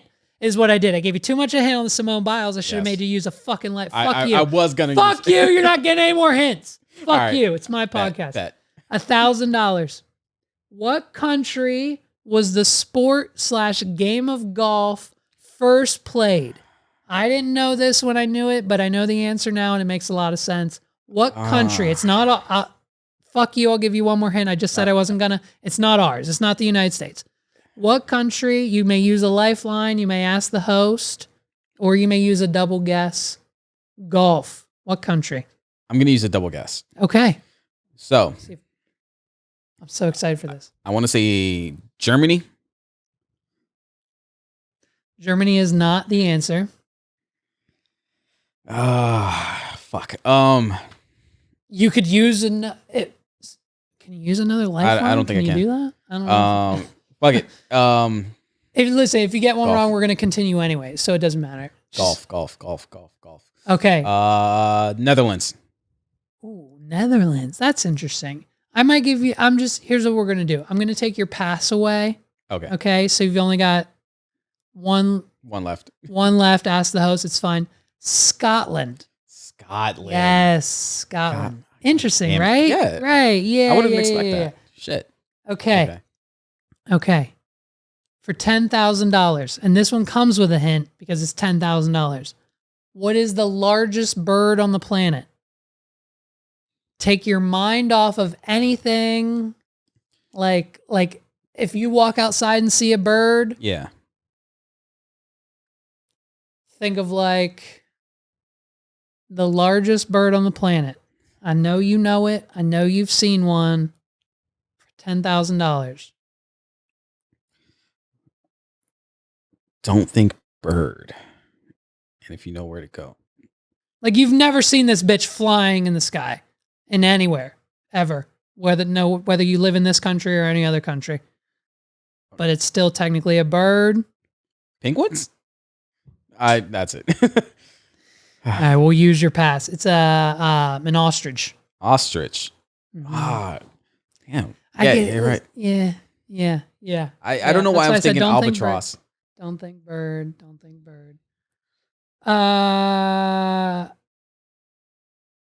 Okay, well, for the $100,000 question, I put the answer on the screen that you can clearly read. So congratulations, you just won $100,000. In which year did Serena Williams win her first Grand Slam? which was 1999. Okay, here we go. For $1 million, you can't use your. Fuck this whole game up. You can't use any. You can't use any of your things because your last one left is Ask the Host, and I only know half of them. What are the names of Kanye and Kim's kids' names? Shit, I only know of North. There you go. That's one. There's North. What kind of fucking random kid's name would fucking Kanye use? There's North. I was gonna say Blanket, but that's fucking Michael Jackson. I mean, doesn't he has like 3 kids, doesn't he? 4. 4. I think. I don't. I can't figure this one out because the only relevant one is North. So yeah, no, you're right. It's Kanye and Kim's kids. It's 4 kids. North, Saint, Chicago, and Psalm. Chicago. Northwest, Saint West, Chicago West, which I'm pretty sure was a brand deal for the TV show. Yeah. That was it. Yeah, leave it to Kanye to name his kids Chicago and Saint. Yeah, I'm surprised. No, I think it's no, those names are we haven't seen North. I think North is the one everyone knows. She's the oldest, I'm pretty sure. Yeah. I think I just talked about her last week. Yeah, North is the Saint, Chicago, and Psalm. Yeah, Kanye pulled a Michael Jackson with that, naming his kid. Because I know What are Michael Jackson's kids' names? I know one of them is like Prince. I think the other one is name is Blanket. Hold on. Michael Jackson's kids? Michael Jackson's children are Paris Michael Catherine Jesus Jackson, Christ. Prince Michael Jackson What the II, fuck and is Prince this? Michael Jackson. Okay, Google, thank you. Holy shit, wasn't expecting that to happen. Okay, so Prince and all that other shit. Yeah. Listen, I mean, Kim and Kanye's kids. Solid trivia question, though. Solid trivia question. I don't think anyone knows. Those names here. But so yeah, man. So let's we've been going for 2 hours. Let's wrap this up. Let's go. What do you have? Any advice? Any goals? What are your goals for 2024? Goals for 2024. I am trying to get this surgery so I can lose a good bit of weight. Yeah. That is going to help me with some of my other goals where I'm trying to get a blue belt in jiu-jitsu. Okay. So this year I'm going to be training my ass off. Okay. Just for the fuck of it. What? Yeah. Okay. Trying to put out more content because it's economy's crazy. You got to do what you got to do to You know how try much to content I put out last year? Yeah. We're not even going to talk about it. I know you know. Yeah. And there's zero to show for it.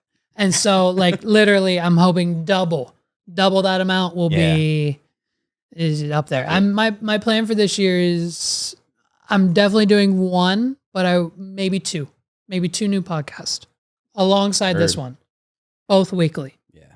So like triple the output, or at least whatever it is. All the content in the world, man. Content's the way to go. I think, maybe honestly with your help, maybe are you a movie fan? Do you like movies? What's the last movie you watched? The last movie that I seen was probably The Nun 2. I love horror. The Nun 2. You love horror? Okay. I love You're horror. You're a horror guy. Right. Okay. The only issue is there's about 97 million horror movie fucking podcasts out there.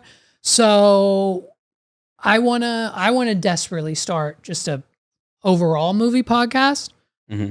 And maybe we could do that together. We'll talk it out. We'll talk it out. Yeah. Okay. So, but I'm sorry. So, okay.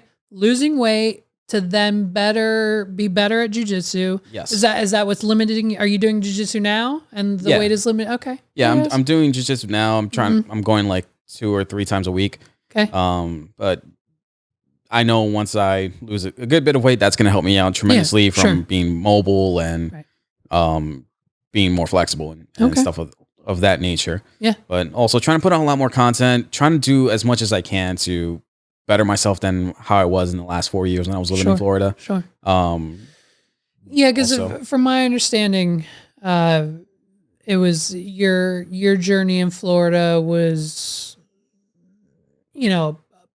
personal, physical, Yeah. whatever kind of discovering kind of, Yeah. but also a very at times dark and at times light mental Yes. process, right? So right now that we're out of that environment, we're back here. It's a little easier now. So hopefully we Definitely. can, yeah, good. Yeah, and I'm in a better place now. I'm gonna be working my fucking ass off to undo a lot of the wrongs that happened in the last couple of years. Yep. And just be in a better fucking place. Trying to catch up to a lot of people in terms of like goals. I've been watching, like you, for example, watching a lot of my other friends just fucking smash their goals, and I'm trying to be on that same fucking level. Yeah. So, Yeah. Well, and I mean, I think you can, a bit of advice from it is that you can assume that people like me and the people that you're watching are watching others to accomplish the same goals. What are the belts in jiu-jitsu? I don't know if you know this, but I'm the youngest on the entire planet. I'm the youngest could have been black belt ever. Shit. Okay. I was in karate. I was one piece of electrical black tape away on my brown belt to becoming a black belt. And then my parents got divorced and it was all gone. So it's fine. But like, what are are you in where are you on your jiu-jitsu journey? I'm still a white belt. Which is the beginning, right? Yeah, very Yep. beginning. After that, it comes blue belt, then purple belt, then brown belt, then black belt. But I don't ever foresee myself getting to black belt just because that's somebody that's going to be dedicating their lives to jiu-jitsu, training for 10 plus years. And yeah, I'm just doing this for the meeting people, also the exercise that comes from it. Yeah. Yeah. Yeah. I think that's right. That's another thing too. Exercise this year and getting back into it and getting that health up. And that's, it's one of those things. It's like going to the gym, is your New Year's resolution.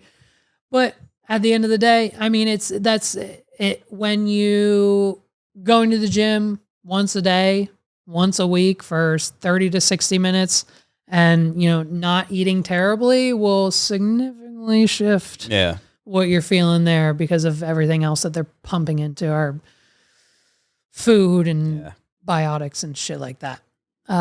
Jeff, thank you so much for coming here today. Thank you so much for making the trip, coming in studio. Do you have anything to plug, anything to tell people, anything to get off your chest, what you want people to know? What do you want to say? Go for it. Honestly, just keep tuning into the What Are We Doing podcast. It's fun. It's, satirical, it's funny. It's a good time. It's a really good time. And also I'll be creating more content here and there. So yeah, just stay tuned. That's right. Ladies and gentlemen, check us out. Like I said, go to wanpod.com/YouTube for everything you need. That's where we're at. That's where we live. That's what we're focused on. WAWDPOD.com/YOUTUBE. And of course, you can go to the same URL, wadpod.com/links, LINKS, for all of our other channels, audio, video, social, merch, products, everything you need to succeed in life. Please show our friend Jeff some love on his various social media platforms. Everything will be linked down below. Give him a round of applause and a like for joining us here on this episode. Shout out to you guys. We'll see you next week, and I hope you enjoyed it. Peace out, everybody. See you next time.